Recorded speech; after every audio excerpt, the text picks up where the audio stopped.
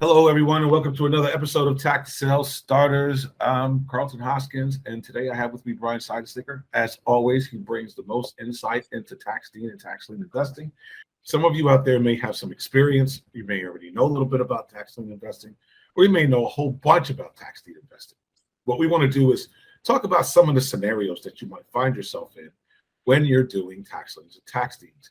And we want to answer some of those questions. And Brian's team has been fielding these questions for months. So we want to bring these questions to you all. I want to pick on Florida. Next time we meet, or I'm going to pick on Georgia and Texas. But I want to ask, why do people bid down? You know where I'm going, right? Why do people bid down the interest rate on tax liens in Florida to a quarter point? I know the world wants to know. Why do they do that darn thing? I'll set the table for the next one. Is why do people do that in Arizona, right? Oh my gosh! The answer I'm going to give you in Florida, right, is does not hold up in Arizona. That's for sure. So in Florida, there's a model called the Fast Five. I think there's a book out there even about it, but there's a penalty rate, right? The 5% penalty that basically states, even if it redeems the next day, you're going to get 5% on that lien. So just because you bid it down to a 0.25%, technically they're still earning a 5% penalty. The model that people go after is if they can get that to redeem quickly, they get that 5% pretty fast, right? So even if you bid it down to 0.25%, it redeems the next day, you still get 5%. That's not bad if you were to average that out over a year. Now, obviously, in Florida, it's not like you can go to the next auction next month and repeat that process. But as a way of deploying some capital, getting a quick 5%, and then moving it somewhere else, yeah, that strategy certainly exists.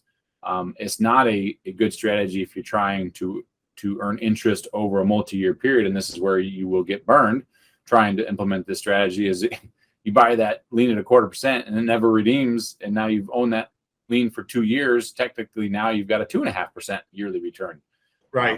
Which isn't even keeping up with inflation these days, right? Right. So I can tell you why people do it.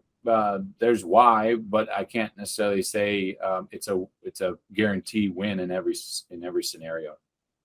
Absolutely. I so want to talk about tax deed funds, but I'm not going to do it. I'm going to hold my corner, and we'll have this conversation another time. We'll talk about that. Sounds good. But Brian, oh my gosh, that was a boatload of questions you answered in record time. You touched on the HOAs. We talked about the statute of limitations. So, I can't wait to have you back. We could do some more recordings, bring some more insight to the people. So for all of you who are watching, if it's your first time joining us at Tax Sale Starters, please go back and watch the previous series. There's a boatload of information inside of this. We're trying to get you as much information about tax lien investing so you can be a better, smarter, and faster investor. Don't forget to check out taxsaleresources.com. Go there and get all the information that you need for tax lien investing. You can pull up what auctions are going on. They have an amazing newsletter. They bring you up to date state by state. They do interviews with attorneys, or they have done interviews with attorneys called Tax Sale Insiders. You'll get a boatload of information. If you want to geek out in data and really get to understand the state, that's where to go. It's just an amazing resource for data. If I'm doing anything tax liens, tax deeds, in fact, anything real estate, now I use everything Tax Sale Resources.